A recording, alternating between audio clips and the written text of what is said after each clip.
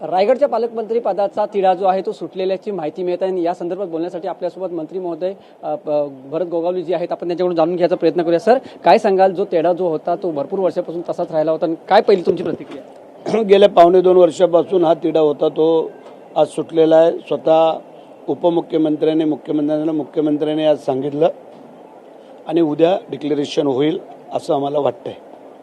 काय त्या संदर्भात तुमची पहिली प्रतिक्रिया? भरपूर वर्षापासून हा तिढा होता. जे काय पद आहे जिल्ह्याचं पद आहे, जिल्ह्याच्या सेवेसाठी, आणि आम्ही काम करणारी मंडळी आहोत. त्याच्यामुळे जे काय आमचे 7 आमदार आहेत, 2 खासदार आहेत, आम्ही 2 मंत्री, हे आम्ही सगळे मिळून काम करू आणि जिल्ह्याचा विकास पुढे घेऊन जाऊ.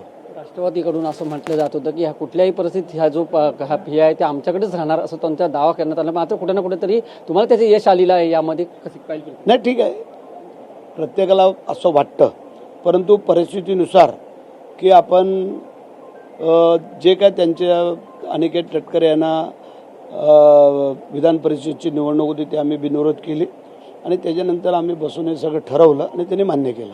धन्यवाद सर. टीव्ही 9 बोलून खूप तुम्हाला शुभेच्छा. हे होते भरत गोगावले. त्यांचं असं म्हणणं आहे की उद्यापर्यंत जो हा तिढा आहे तो सुटणार आहे. व्हिडिओ जर्नलिस्ट चरणसह मी वैभव गाग, टीव्ही 9 मराठी, मुंबई.